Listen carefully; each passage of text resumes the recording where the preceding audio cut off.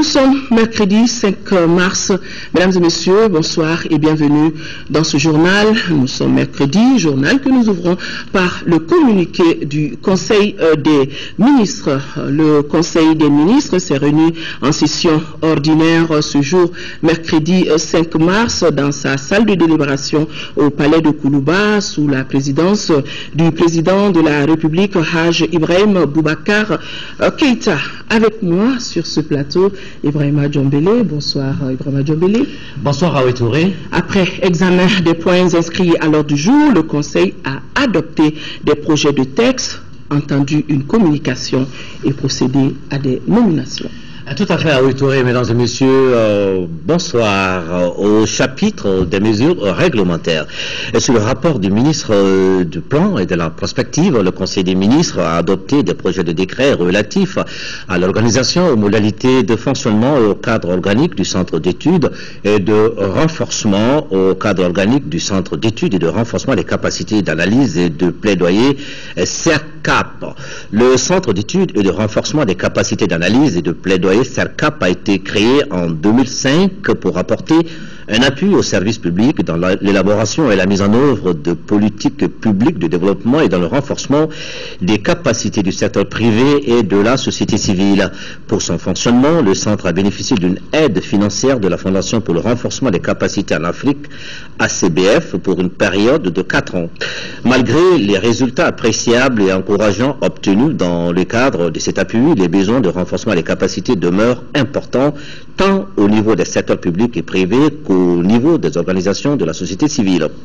Ce constat a conduit le gouvernement à solliciter et à obtenir le financement de la poursuite de l'appui de la Fondation pour le renforcement des capacités en Afrique. Le nouvel appui vise à renforcer les capacités humaines de l'administration publique dans la coordination et le suivi de la mise en œuvre de la stratégie de réduction de la pauvreté et de la stratégie de croissance, contribuer au renforcement du dialogue entre l'administration et les acteurs non étatiques, renforcer les capacités institutionnelles et humaines de la direction dans la réalisation des travaux d'études et de recherche.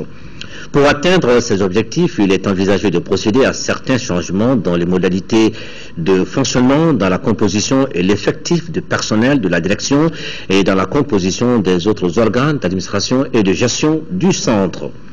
Sur le rapport du ministre de l'économie et des finances, le Conseil des ministres a adopté un projet de décret portant approbation du marché relatif à la fourniture de 50 véhicules Kia KM 450 au ministère de la Défense et des anciens combattants. Le marché ainsi approuvé porte sur la livraison de 50 véhicules Kia KM 450 au ministère de la Défense et des anciens combattants pour contribuer au renforcement des capacités opérationnelles des forces armées et de sécurité dans leur mission de défense du pays. Le marché est conclu avec la société WAD Motors pour un montant de 2 329 millions de francs CFA environ, hors taxes et hors douane, et un délai d'exécution de 10 jours. Le financement est assuré par les fonds issus de la contribution des populations à l'effort de guerre. Et sur le rapport du ministre de l'administration territoriale, le Conseil des ministres a adopté un projet de décret fixant la répartition de l'aide financière de l'État aux partis politiques au titre de l'année 2013. La loi du 18 août 2005 portant charte des partis politiques dispose que les partis politiques bénéficient d'une aide financière de l'État qui sera inscrite au budget de l'État. Le montant annuel de cette aide représente 0,25% des recettes fiscales. En application de cette disposition, le gouvernement a prévu au titre du financement public des partis politique pour l'exercice budgétaire 2013 une enveloppe financière de 1 927 363 502 francs CFA. De l'analyse du rapport de vérification des comptes des partis politiques de la section des comptes de la Cour suprême, il ressort que sur 46 partis ayant déposé des dossiers, 38 partis politiques ont été déclarés éligibles au financement public au regard des critères exigés par la loi. La somme de 1 694 197 997 francs CFA est reparti entre ces 38 partis politiques. Le montant non affecté de 233 165 505 francs CFA sera reversé au Trésor public. Sous le rapport du ministre des Domaines de l'État et des Affaires foncières, le Conseil des ministres a adopté un projet de décret portant affectation au ministère de l'administration territoriale de la parcelle de terrain objet du titre foncier numéro 5408 du cercle de Sikasso 6 à Wayarma, zone de bureau d'une superficie de 24 à 96 centiares. La parcelle de terrain objet de l'affectation est destinée à abriter le siège du groupement d'intérêt économique Burkina Faso-Mali, Côte d'Ivoire, GIE, BMC, dans le cadre de l'exécution des projets pilotes du plan d'action global Escabo, Sikasso, Korogo, Bobo, Djoulasso. Sous le rapport du ministre de l'Urbanisme et de la Politique de la Ville, le Conseil des ministres a adopté un projet de décret portant approbation du schéma directeur d'urbanisme et de la commune rurale du Mandé. La commune rurale du Mandé est composée, outre la ville de Ouézendougu, chef-lieu de la dite commune, de 24 villages. Sa population estimée à 59 352 habitants en 2009 atteindra 115 028 habitants en 2020, puis 209 918 habitants en 2030. Le développement démographique et spatial des villages qui constituent la commune et l'ampleur des activités qui y sont menées ont rendu nécessaire l'élaboration d'un document de planification en vue de permettre son développement harmonieux à court, moyen et long terme. L'adoption du schéma directeur d'urbanisme de la commune du Mandé s'inscrit dans ce cadre pour fixer les orientations fondamentales du développement et de l'aménagement du territoire de la dite commune pour les 20 prochaines années 2014-2033. Il définit les principes d'organisation des agglomérations de la commune en matière d'habitat, d'activités, de voirie, de réseaux divers, de grands équipements, traite de problèmes environnementaux et précise les stratégies à mettre en œuvre pour l'application des orientations dégagées afin de promouvoir un meilleur cadre de vie pour les populations. Et sur le rapport du ministre de l'Enseignement supérieur et de la Recherche scientifique, le Conseil des ministres a adopté un projet de décret portant création du diplôme d'études spécialisées d'ES dans les établissements publics d'enseignement supérieur chargés des formations médicales et biomédicales au Mali. La création de l'École nationale de médecine, de pharmacie et de dentisterie dans notre pays en 1968, avec l'appui de l'OMS, a permis d'améliorer le ratio médecins généralistes population, mais le nombre de spécialistes reste insuffisant. Dans le souci de répondre aux besoins croissants et pressants des spécialistes, il a été créé à partir des années 2000 des certificats d'études spécialisées CES à la faculté des médecines, de pharmacie et de stomatologie FMPOS. L'analyse de la trentaine de certificats d'études spécialisées qui existent de nos jours a révélé des insuffisances dans les domaines administratifs, académiques et financiers. Le texte réglementaire de création des certificats d'études spécialisées varie d'une spécialité à une autre. En outre, les modes de recrutement, de financement et d'évaluation sont inadaptés et certains programmes au plan académique ne sont pas harmonisés avec les curricula de l'Organisation ouest-africaine de la santé OAS. Le présent projet de décret vise à prendre en charge ces insuffisances. Il consacre l'appellation du diplôme d'études spécialisées d'ES qui remplace le certificat d'études spécialisées. Il met en place un mécanisme de financement pérenne des diplômes d'études spécialisées et prend en compte la dimension semestrielle dans la planification des parcours de formation et la référence au curricula de l'Organisation ouest-africaine de santé. En outre, il introduit des conditions rigoureuses de création d'un DES et définit une administration type de gestion d'un DES. Au chapitre des mesures individuelles, au titre de la présidence de la République, le Conseil des ministres a été informé de la nomination du colonel-major Oumar Daw en qualité de chef d'état-major particulier du président de la République. Le Conseil des ministres a procédé aux nominations suivantes au titre du ministère de la Défense et des anciens combattants: conseiller technique, colonel Salifou Koulibaly, chargé des missions, lieutenant-colonel Abdoulaye Sidibé. Directeur général adjoint de la gendarmerie nationale, colonel Seydou Doumbia. Chef d'état-major adjoint de la garde nationale, colonel Wahoum Okone. Au titre du ministère des Affaires étrangères et de la coopération internationale, ambassadeur du Mali en France, M. Cheikh Mouktari Diarra, journaliste. Au titre du ministère de la Sécurité, conseiller technique, M. Alioune Badara Djamoutene, inspecteur général de police. Monsieur Mahamadou Djagouraga, inspecteur général de police. Au titre du ministère du Développement rural, secrétaire général, M. Daniel Siméon Kelema, ingénieur de l'agriculture et du génie rural. Conseiller technique, Mme Diko Marie-Elisabeth Dambélé, inspecteur des finances, M. Yacouba Koulibaly, ingénieur de l'agriculture et du génie rural, Mme Khan Rokia Magueraga, vétérinaire et ingénieur d'élevage. Directeur national de l'agriculture, M. Moussa Kamara, ingénieur de l'agriculture et du génie rural. Directeur de l'Office pour la mise en valeur du système Fagibid, M. Abakar Alzouma, ingénieur de l'agriculture et du génie rural. Au titre du ministère de l'administration territoriale, préfet de cercle de Ansongo, chef d'escadron Moussa Konaté Menaka, chef d'escadron Sayon Kalei Traoré. Et c'est tout pour le communiqué du Conseil des ministres de ce mercredi 5 mars 2014. Aoui Touré, bon suivi du journal. Vous allez rester avec nous pour suivre le cours de ce journal. C'est donc aujourd'hui, 5 mars 2014, que commence le carême. C'est là un communiqué. Donc, je disais, c'est aujourd'hui 5 mars 2014 que commence le carême pour la communauté chrétienne dans notre pays et de par le monde. À cette occasion, les fidèles chrétiens sont appelés à observer pendant 40 jours le jeûne. Le sens de cette période de pénitence est pour chacun de redécouvrir et de revivre le temps du sacrement du baptême reçu de tout temps.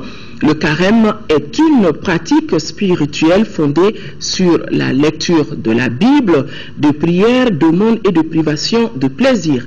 Donc, il est un temps de dévotion forte, de rapprochement à Dieu et de recherche de pardon pour les errements survenus. À cet effet, au nom du président de la République, du Premier ministre et de son gouvernement et de l'ensemble de la nation, nous implorons Dieu pour qu'il accorde à nos compatriotes et autres fidèles chrétiens qui vivent parmi nous un carême paisible et de spiritualité renforcée.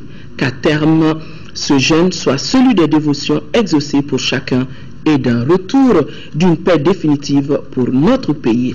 Un communiqué signé des mains du ministre délégué en charge des affaires religieuses et du culte, Tcherno Amadou Oumar As Diallo. Je vous le disais dans le titre, les concertations nationales sur les priorités du gouvernement se sont achevées cet après-midi à Bamako. À l'issue des travaux, les participants ont formulé certaines recommandations. Il s'agit notamment de l'accélération du retour des services techniques de l'administration dans les régions du Nord, de l'identification des actions d'urgence et de celles de développement pour faciliter leur traduction dans la loi des finances. Nous retrouvons le compte-rendu de Bourama Traoré. L'exercice a duré 3 jours. 3 jours pour permettre aux 200 participants de comprendre et de s'approprier les priorités nationales de développement pour la période 2013-2018. C'est l'un des objectifs de ces concertations nationales, des assises au terme desquelles les attentes semblent être comblées. Je peux affirmer que les objectifs assignés à ces concertations ont été atteints. Vous avez en particulier pu vous faire une idée précise de la cohérence et de la complémentarité entre les différents documents présentés. Parmi les documents présentés, le programme d'action du gouvernement, le programme de développement accéléré des régions du Nord, les cadres stratégiques pour la croissance et la réduction de la pauvreté. Pour traduire dans les faits les différents documents, une batterie de recommandations a été élaborée. On retient entre autres une plus grande implication des acteurs nationaux et régionaux dans la mise en œuvre des politiques de développement. À celle-ci s'ajoute la dynamisation des mécanismes de suivi et évaluation au niveau régional et local. Ce n'est pas tout. Le renforcement des capacités des structures de production et d'analyse statistique, notamment l'INSAT, les CPS, les DRPCA. La prise en compte explicite des dimensions transversales, genre, démographie, ciblage des pauvres, etc., dans la mise en œuvre des actions.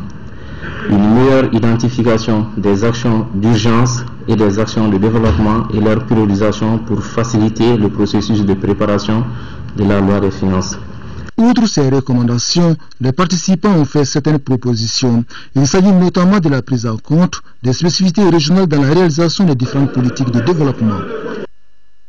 Plaidoyer pour la prise en compte des changements climatiques dans les politiques et programmes du secteur de développement rural, c'est l'intitulé d'un atelier à l'intention des membres du Conseil économique, social et culturel qui s'est tenu aujourd'hui. Organisé par l'Agence de l'environnement et du développement durable, cet atelier vise à renforcer les capacités de cette institution et l'inciter au besoin à plaider auprès des plus hautes autorités pour une meilleure prise en compte des questions de changement climatique. Compte rendu, Daouda Sidiki Diarra. Phénomène irréversible auquel tous les pays du monde doivent s'adapter, les questions du changement climatique sont au premier rang des préoccupations de notre planète. Leur gestion ne pourront se faire qu'à travers une synergie d'action. D'où l'organisation de cet atelier à l'intention des membres du Conseil économique, social et culturel. Les populations démunies des pays en développement souffrent tout particulièrement des répercussions du dérèglement climatique. Leur survie dépend directement de l'espace naturel, de l'agriculture, de l'élevage, des ressources en eau gravement perturbées par les changements climatiques. Fort heureusement, notre pays, face à cette détérioration de son potentiel de production, a posé un certain nombre de jalons parmi lesquels on peut citer la signature du protocole de Kyoto le 2 janvier 1999 et sa ratification le 11 février 2002. Selon des études sur les scénarios climatiques au Mali, on s'attend à une augmentation des températures et une baisse des précipitations. Le Conseil économique, social et culturel, dont les missions sont transversales, n'entend pas rester en marge de la lutte contre ce fléau dont les conséquences se font de plus en plus sentir sur le secteur primaire qui constitue le socle de l'économie du Mali. Pour la protection de l'environnement, le Conseil économique, social et culturel, à travers son président, s'engage à accompagner le département en charge de l'environnement et de l'assainissement. Le deuxième forum mondial des femmes francophones a pris fin ce matin à Kinshasa, en République démocratique du Congo, forum auquel a participé l'épouse du président de la République, Madame Keïta Aminata Maïga, aux côtés de la première dame de la RDC. Les femmes venues des 5 continents ont échangé pendant 2 jours sur 3 thèmes, à savoir femmes et éducation, femmes et pouvoir et femmes, paix et démocratie. Au terme des travaux, les femmes ont proposé 3 séries de recommandations pour rendre effective leur participation à toutes les instances de décision et le droit des filles à l'éducation. La synthèse de la clôture avec nos envoyés spéciaux Ndei Sissoko et Dembawan. Kinshasa a été pendant 2 jours la capitale de la francophonie. Près de 3000 femmes francophones, politiques et actrices de la société civile se sont rencontrées pour tenter de faire avancer leurs droits sur le continent. Pour cela, elles peuvent compter sur le soutien et les actions des premières dames de la RDC, Marie-Olive Lembe Kabila, du Mali, Keïta Aminata Maïga, et du Congo-Brazza, Antoinette Sassou Nguesso, venue rejoindre ses sœurs pour la clôture du 2e Forum mondial des femmes francophones. Avec ce forum, l'objectif est d'abord d'obtenir un engagement des pays francophones, assurer la scolarisation des filles, condition sine qua non pour l'émancipation de la femme. Les femmes proposent 3 séries de recommandations. Elles demandent entre autres aux décideurs d'accélérer le mouvement mondial par des actions concrètes pour le droit des femmes. Que les gouvernements et les États membres de la francophonie prennent des mesures législatives et réglementaires nécessaires pour assurer l'accès effectif des filles à une éducation gratuite et obligatoire de qualité, au moins jusqu'à 16 ans. Nous souhaiterions également qu'ils nous assurent l'accès des femmes adultes à l'éducation à travers des programmes d'alphabétisation, de rescolarisation et de formation continue tout au long de la vie. Nous souhaiterions qu'ils prennent des mesures effectives pour garantir un environnement sûr et sans violence en milieu scolaire. Nous souhaiterions qu'ils mettent en œuvre des programmes d'emploi et d'insertion professionnelle répondant spécifiquement aux obstacles rencontrés par les femmes sur le marché du travail, notamment en améliorant les dispositifs de protection sociale. Le président de l'Assemblée nationale représentant le président de la République démocratique du Congo et le représentant de Abdou Diouf, secrétaire général de l'Organisation internationale de la francophonie, ont assuré qu'ils veilleront à l'égalité des droits entre les femmes et les hommes dans l'espace. Les participantes au forum, quant à elles, partent satisfaites. Je repars très contente de la tenue de ce forum parce que ça a été une participation massive des femmes francophones et surtout une participation de qualité. Cela veut dire tout simplement que les femmes ne sont pas seules à faire leur bataille. Elles sont avec les hommes, elles sont avec les chefs d'État. Au niveau des ateliers, nous avons débattu des thèmes qui sont très intéressants. Les recommandations que nous venons d'entendre sont des recommandations qui sied à tout le monde. Les défis sont encore nombreux et les enjeux importants. Les femmes devront donc rester vigilantes et veiller à l'application effective des recommandations prises pendant le forum. Recommandations et conclusions qui serviront à préparer le prochain sommet des chefs d'État et de gouvernement de la francophonie prévu à Dakar, au Sénégal, en novembre prochain. Restons à Kinshasa où la communauté malienne vivant donc à Kinshasa a profité du séjour congolais de l'épouse du président de la République, Mme Keïta Aminata Maïga, pour l'inviter un moment de convivialité entre frères et sœurs du Mali que nous racontent nos envoyés spéciaux d'Ississoko et d'Embawana. S'il y a un rendez-vous que l'épouse du président de la République, Keïta Aminata Maïga, n'aurait raté sous aucun prétexte, c'est bien la rencontre avec ses frères et sœurs maliens vivant en République démocratique du Congo. C'est donc avec grand bonheur qu'elle a accepté leur invitation pour échanger sur leurs préoccupations et leur apporter son soutien.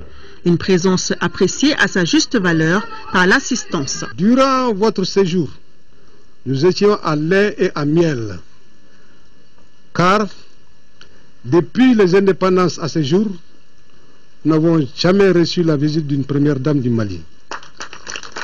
Imaginez notre joie et notre émotion.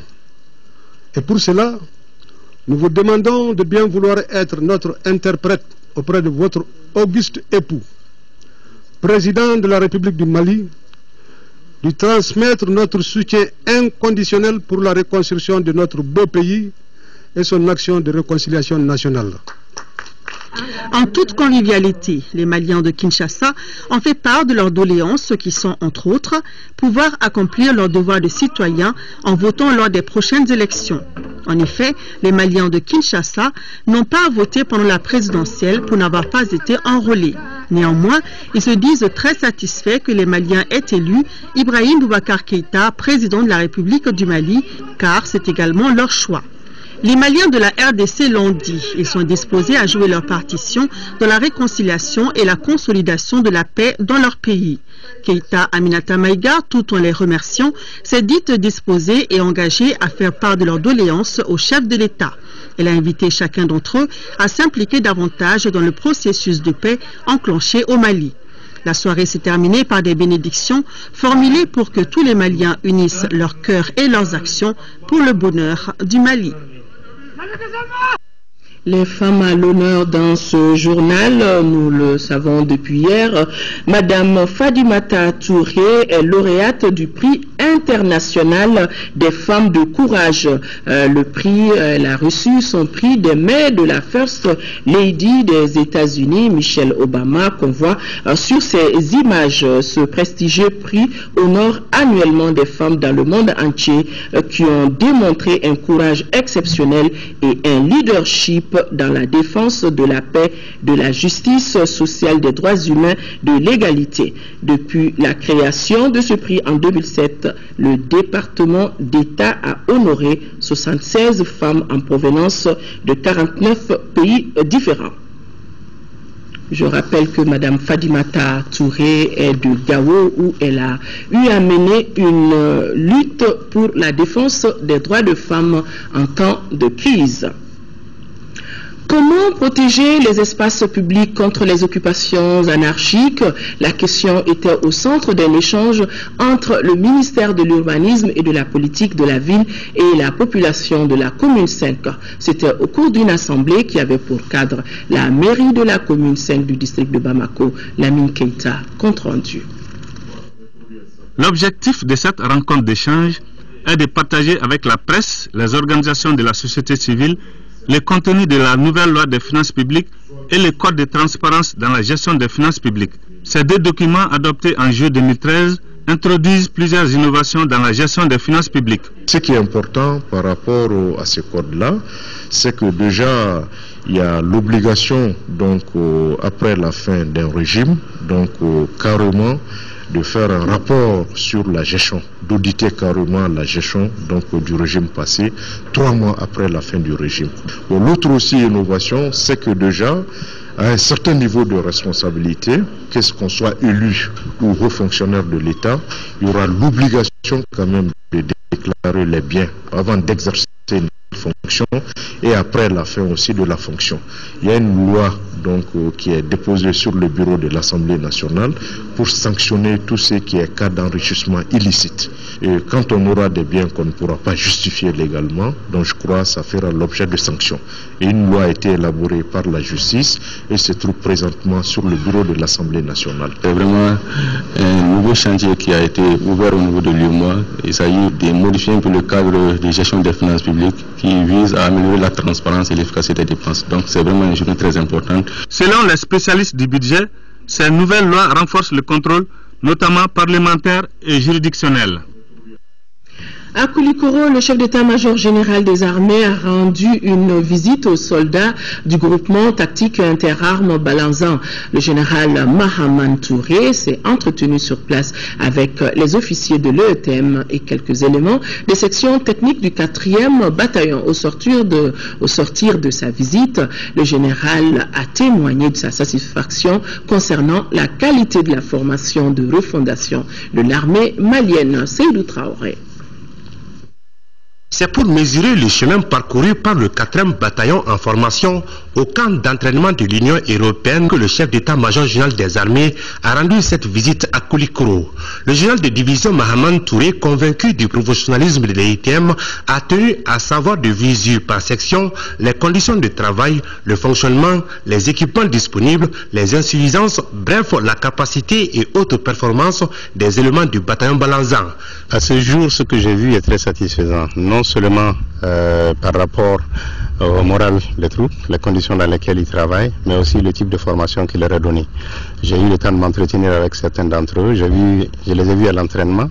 Cet entraînement est d'abord de qualité, il consolide sur ce qui a été déjà fait comme formation donc de base, mais il permet non seulement de travailler sur la confiance entre les militaires, leur encadrement, et ça permet à cet encadrement-là de bénéficier des dernières techniques. Cette visite d'évaluation technique du chef d'état-major général des armées permet d'asseoir un climat de confiance au sein de la troupe.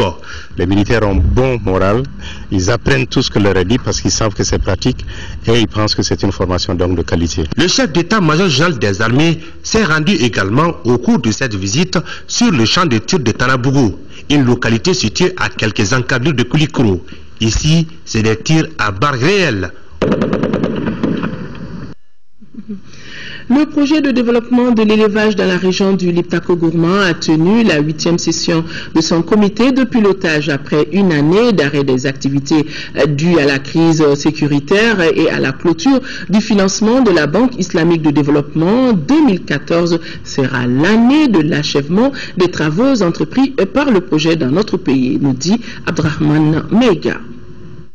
Pour 2014, le projet de développement de l'élevage dans la région du Liptako-Gourma orientera ses interventions sur la poursuite et l'achèvement des travaux en cours ou la réhabilitation des infrastructures endommagées par la crise sécuritaire de 2012. Parmi les actions inscrites au programme d'activité de 2014, il y a entre autres la construction de 8 puits-citernes et d'un système d'adduction d'eau à Gossi dans la région de Tombouctou.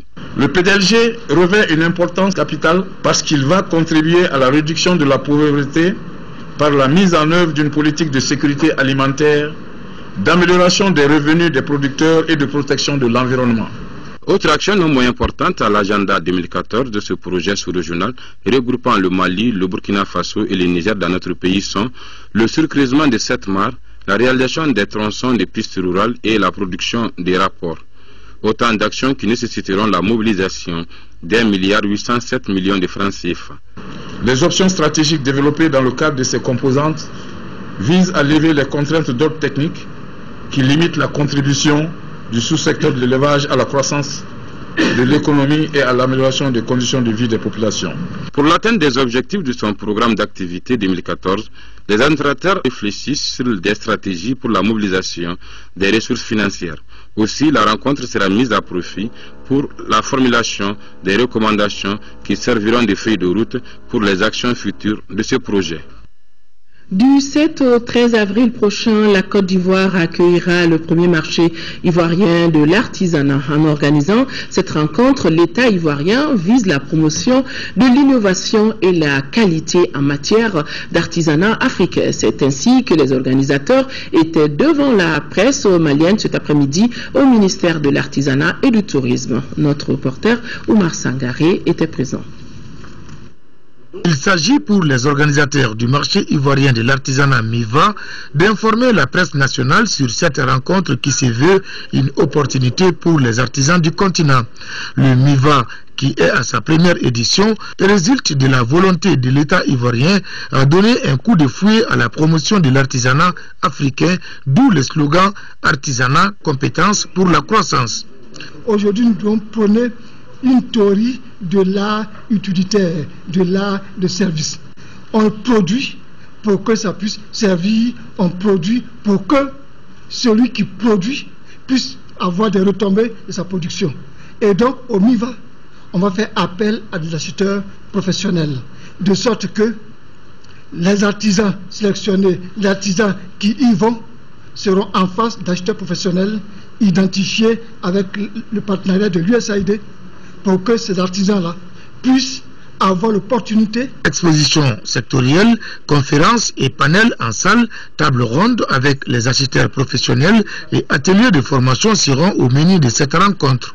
Le thème retenu pour ce premier marché ivoirien de l'artisanat est « Promotion de l'innovation et de l'excellence des produits de l'artisanat africain ». La Fondation Ali Farka Touré a animé une conférence de presse visant à informer les hommes de médias sur les activités commémoratives du 8e anniversaire de la disparition de la figure emblématique de la musique internationale. Au programme, l'activité phare sera l'inauguration des monuments dédiés à l'artiste. Modibo Soirée. Ce point de presse donne le top départ des activités commémoratives du 8e anniversaire du décès de Ali Farka Touré. L'artiste nous a quittés, on se rappelle, le 7 mars 2006 après une carrière musicale bien remplie. C'est donc pour rendre hommage que la fondation qui porte son nom a initié cette série d'activités. Il y a l'inauguration du monument Ali Farka Touré. Et ça, c'est à la Fiabougou, après le rond-point Cabral. Et il y a aussi le match de football qui va se tenir au terrain Chaba de la Fiabougou. Il y a aussi les œuvres d'Ali qui seront à la galerie Médina.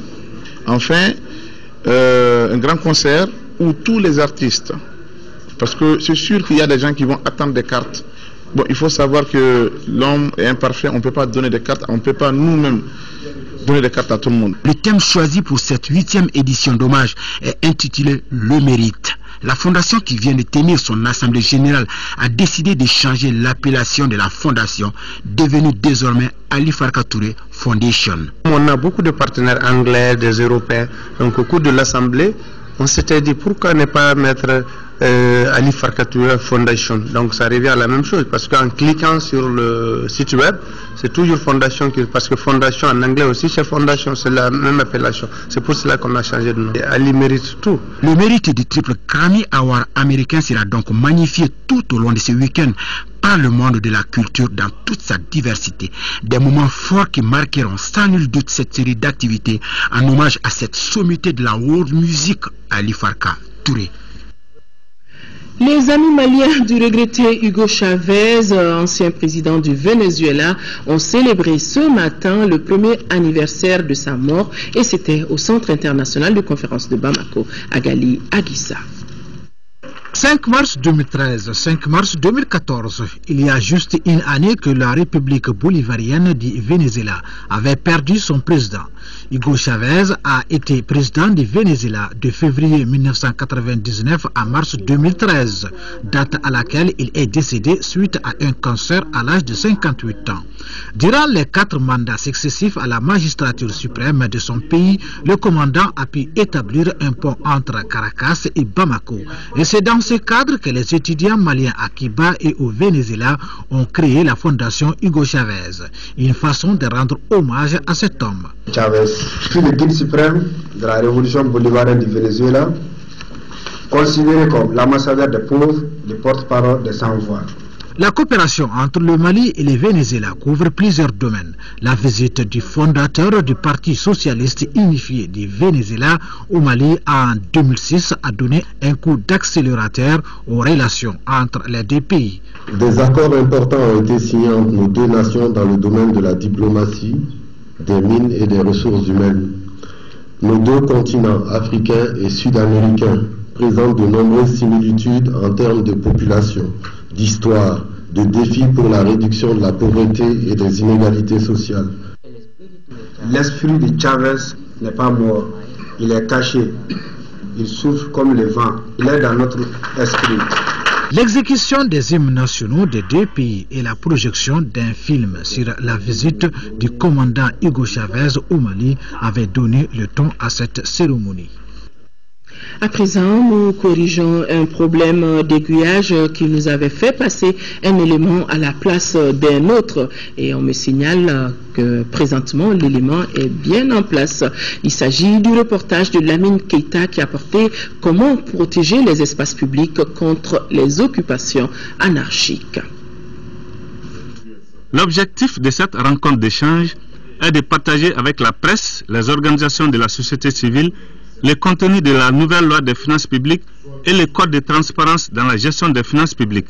Ces deux documents adoptés en juillet 2013 introduisent plusieurs innovations dans la gestion des finances publiques. Ce qui est important par rapport à ce code-là, c'est que déjà il y a l'obligation, donc après la fin d'un régime, donc carrément de faire un rapport sur la gestion, d'auditer carrément la gestion. Donc voilà, toujours l'élément n'est pas en place. J'espère que on pourra retrouver le reportage d'ici la fin de ce journal. En attendant, nous poursuivons avec le cours normal de ce journal avec l'association britannique Send a Book to Mali, c'est-à-dire en français, envoyer des livres au Mali.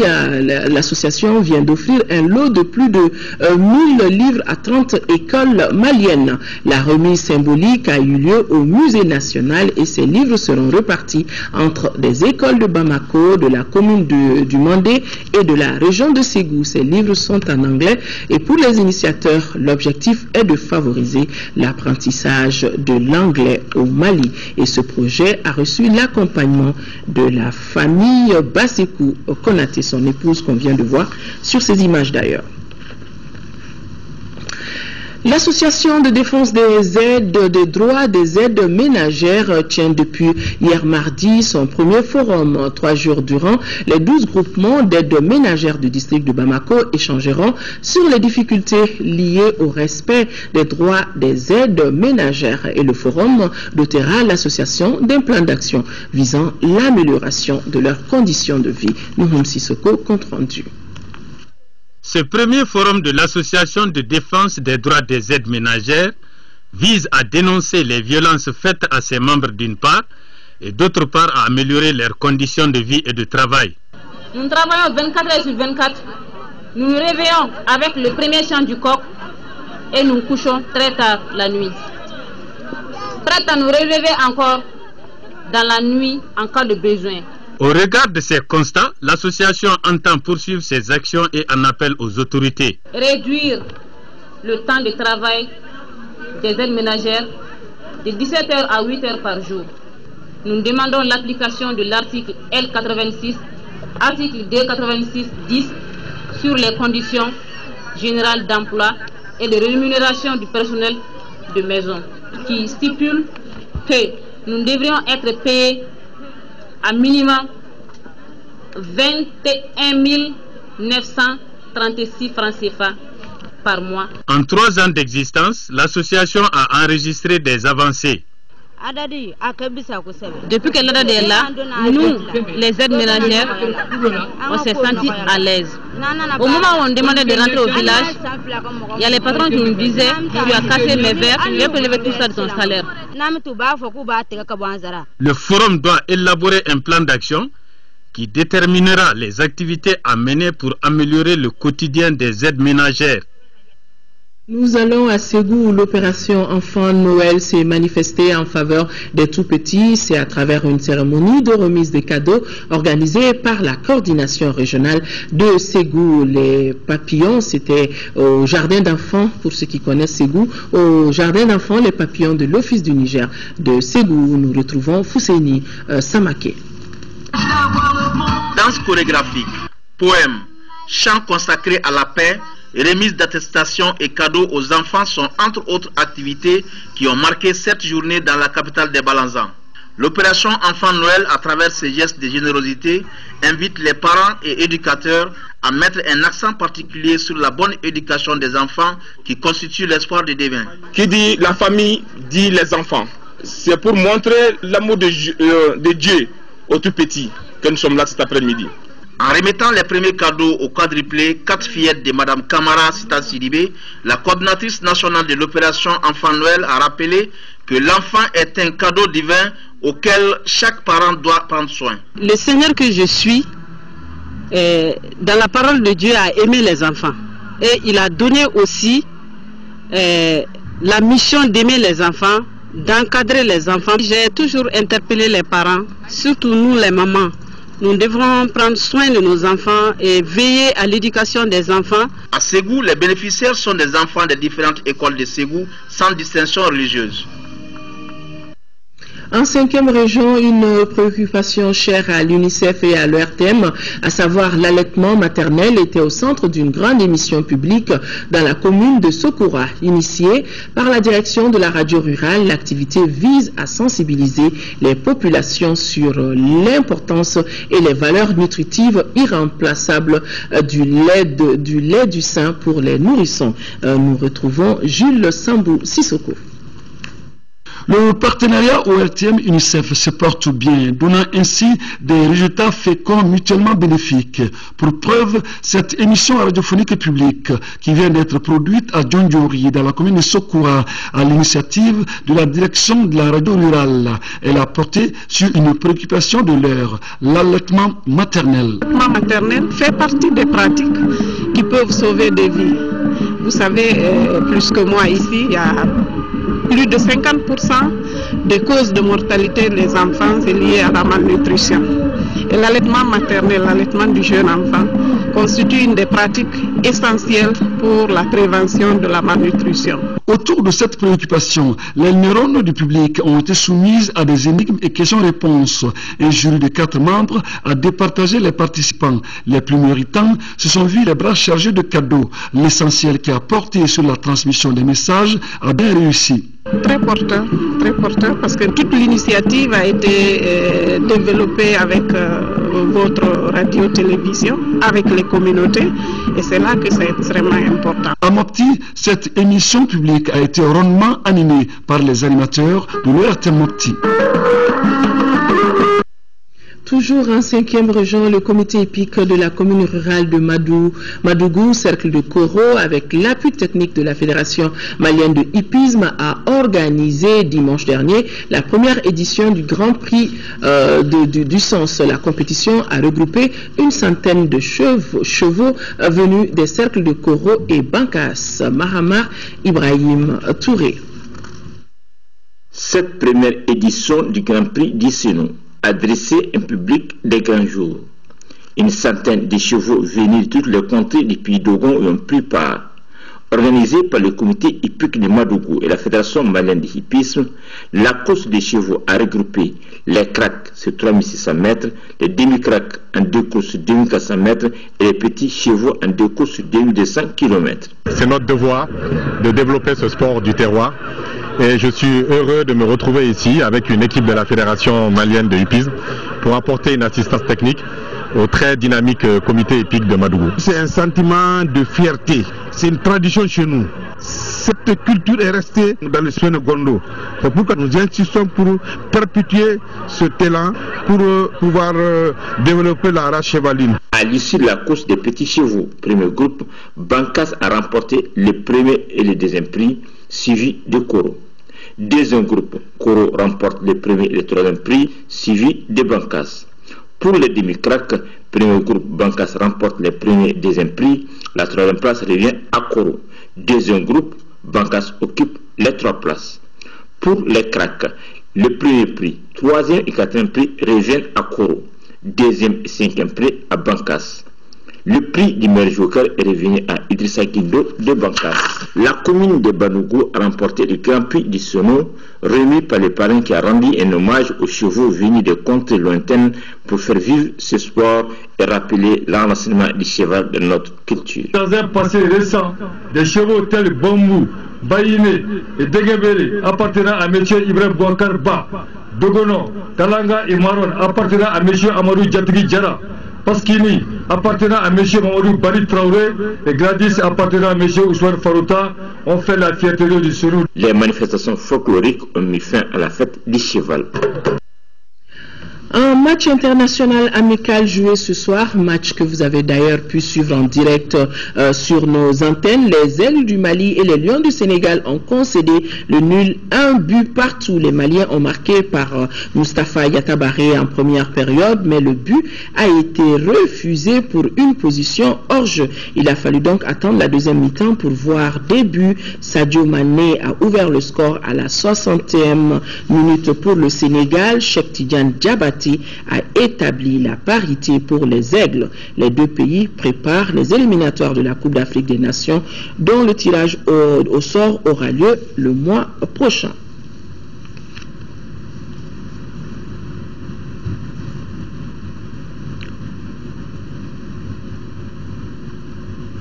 Voilà.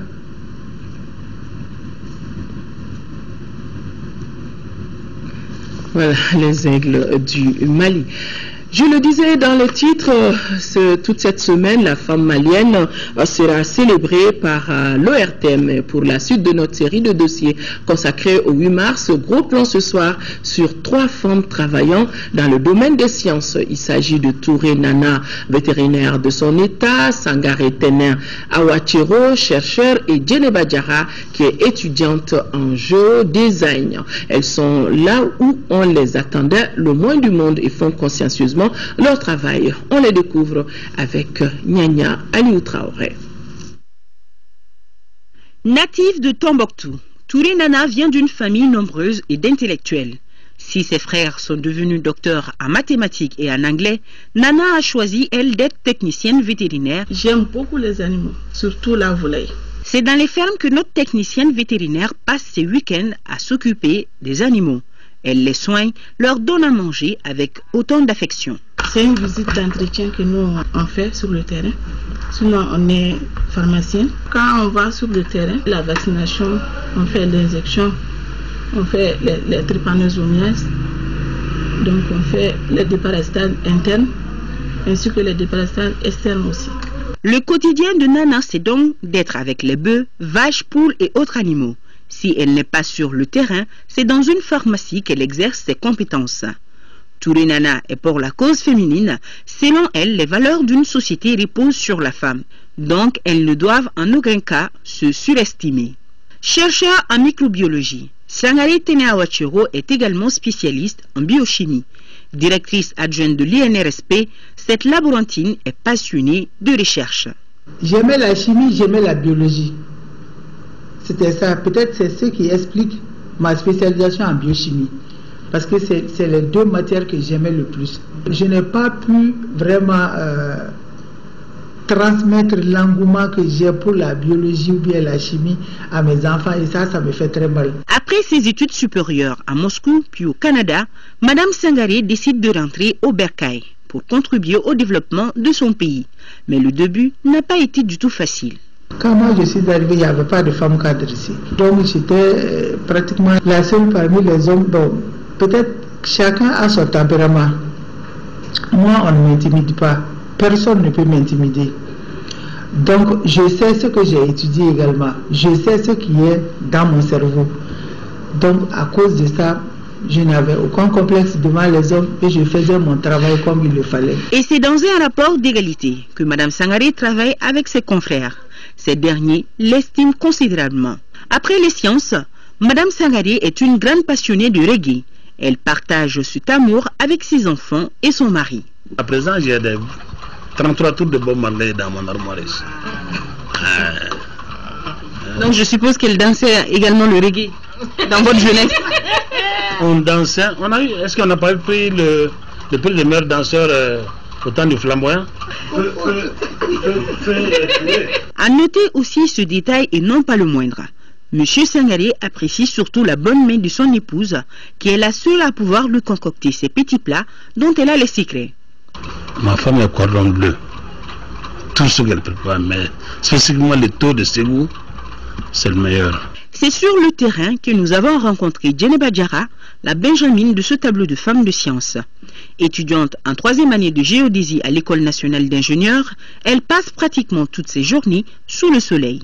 Là, je suis sur un chantier de route. Bon, là, nous sommes là pour la construction de cette passerelle, la passerelle pour les cyclistes. Ce choix, je dirais d'abord, depuis le lycée, j'avais envie de devenir ingénieur. Comme on le dit, c'est pratiquement un métier d'homme, mais il faut du courage et puis lorsqu'on veut, on peut quoi. Le domaine choisi par Mademoiselle Diarra n'est pas très convoité par les filles. Tenez-vous bien, sur le chantier, Djeneba est la seule femme à bosser au milieu des hommes. Je ne sais pas de me prendre en femme, je ne me dis pas je suis une femme, donc lui il doit faire ça et moi je ne devrais pas faire ceci. Non. Je suis là, je travaille comme eux, je fais tout comme eux. Dans sa famille, elle fait la fierté de tout le monde. Pour le père, il n'y a pas de doute. Sa fille portera un jour très haut le drapeau du Mali et c'est là grâce à son travail. C'est quand même que c'est une fille qui est très très courageuse, intelligente. Et elle a voulu être exceptionnelle à un moment, faire quelque chose que les autres filles n'ont pas l'habitude de faire. C'est pourquoi c'est d'elle-même qu'elle a choisi cette filière-là. Et moi, je la soutiens de toute ma force. En plus de son travail, Djeneba souhaite fonder un foyer un jour. Car pour elle, une femme, c'est aussi un foyer et des enfants. Après tout, je suis une femme, j'aimerais former, c'est quand même dans le programme de former un foyer et puis d'avoir des enfants. Être femme, ce n'est pas un fait du hasard. Ces 3 braves femmes en sont une parfaite illustration. Comme dirait aussi l'autre, quand la femme veut, elle peut. Hommage à vous. Hommage à toi, Nyanya Aliou Traoré, une Nyélénie de la rédaction du journal télévisé. Avant de refermer ce journal, sport championnat national de Ligue 1, la 9e journée. Hier, l'AS Bakary Dian de Baraouli s'est imposé 2-0 face à l'ASB. Auparavant, l'Office du Niger Sport a battu El Ouidji FC 3-1. Les matchs ont eu lieu au stade Modibo Keita. Résumé des matchs avec Diarra Konaté. La bataille des mal classés, El Ouidji FC et l'Office du Niger Sport, respectivement avant-dernier et dernier, avec 4 points et 3 points, s'est tourné à l'avantage des Ségoviens victorieux 3-1. Cette victoire est vite acquise par les visiteurs. Les assauts de l'Office du Niger Sport se concrétisent à la 32e minute suite à un penalty provoqué par Lassine Plea. Boubacar Diarra transforme pour son équipe 1-0, score à la pause.